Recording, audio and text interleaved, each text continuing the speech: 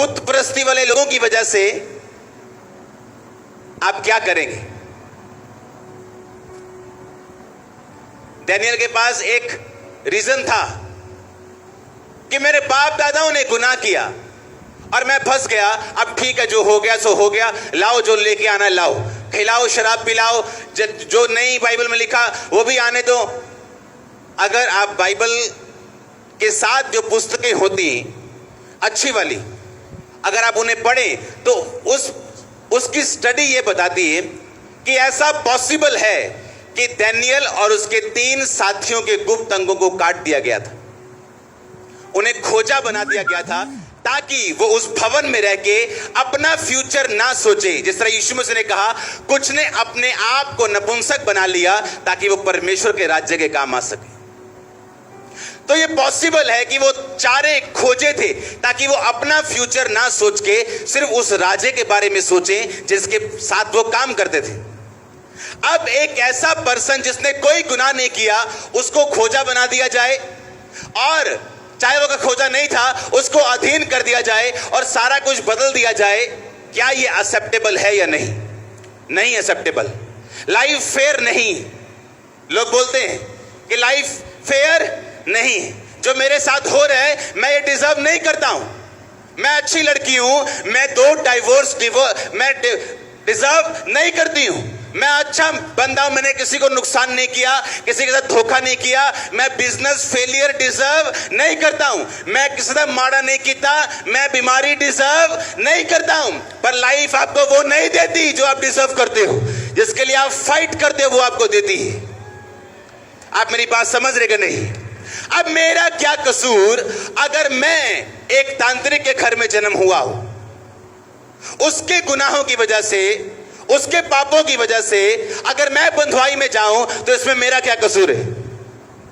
अब डैनियल को यह फैसला करना था, क्या मैं अपने बाप दादाओं के कसूर, अपने बाप दादाओं की गलतियों की वजह से सफर करूं, या मैं एक फैसला करूं कि मैं किसी भी हालत में हूं मैं अपनी जिंदगी सर्वशक्तिमान परमेश्वर को देता हूं। क्योंकि सर्वशक्तिमान की एक आदत है, आपके बाप की, आपके बेस्ट फ्रेंड की, आपके बॉस की, यीशु मसीह की एक आदत है, वो नथिंग को लेके समथिंग बना सकता है। ये उसकी आदत है, ये उसकी आदत है कि वो टूटे हुओं को चुनता है जोड़ने के लिए और आशीषित करने के लिए।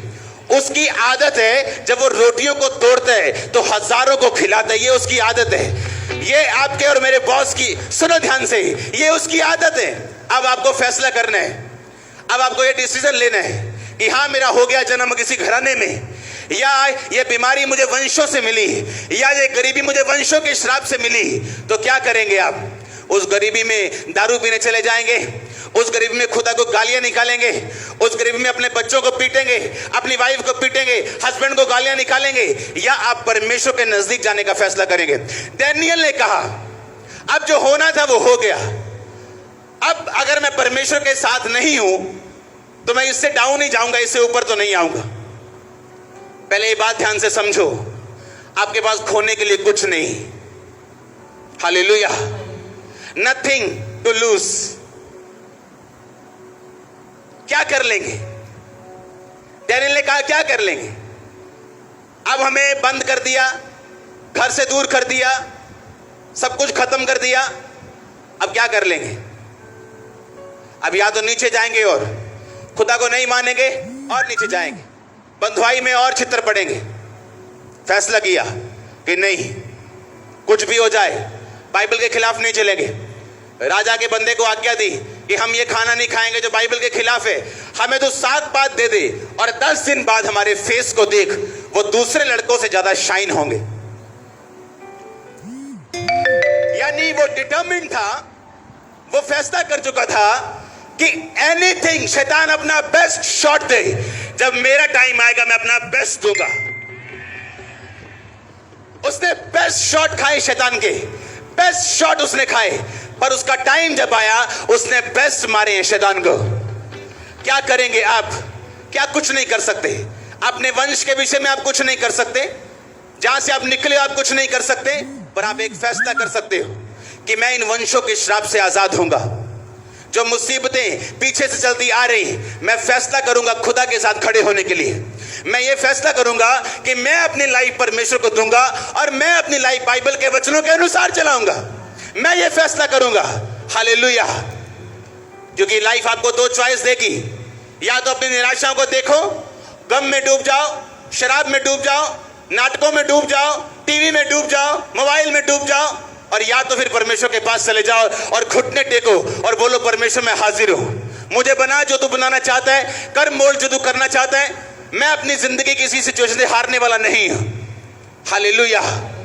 आप जो मुझे देख रहे हैं प्रीच करते हुए, मैं उसी सिचुएशन से निकला हूं, उन्हीं मुसीबतों से निकला हूं, और 2004 में वायदा किया था कि परमेश्वर मैं खड़ा हूं, अब जो करना कर, मैं तैयार हूं। और वो तैयार करता गया दिन प्रतिदिन, रोज रोज रोज रोज, इंच इंच करके, ग्लोरी टू ग्लोरी।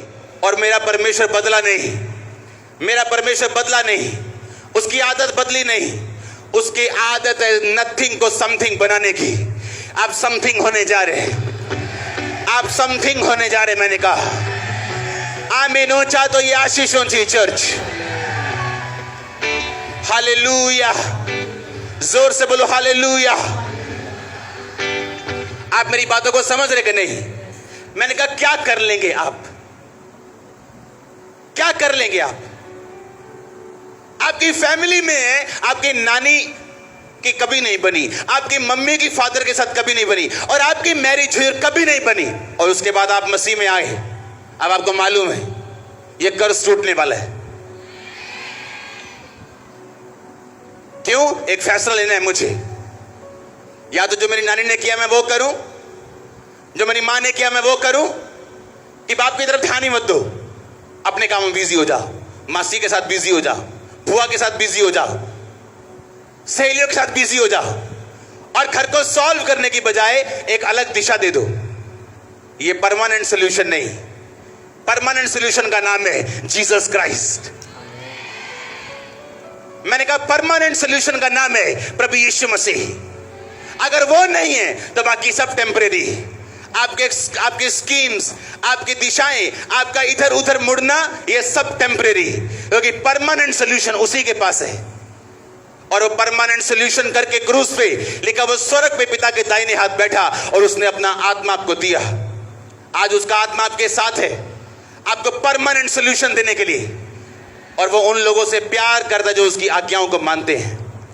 यीशु मसीह ने कहा तुम मुझे प्यार करते हो, कहता इससे तुम जान लोगे कि तुम मुझसे अगर प्यार करते हो तुम मेरी आज्ञाओं को मानोगे। तुम डरते हो पॉलिटिकल प्रेशर से, लंगर प्रसाद भी खा जाते हो, तुम मेरे साथ प्यार नहीं करते हो। तुम डरते हो लोगों से, तुम मेरे साथ प्यार नहीं करते हो। डरपोक परमेश्वर के राज्य में प्रवेश नहीं कर सकते, बाइबल कहती। हालेलुया। एक फैसला करना है कि क्या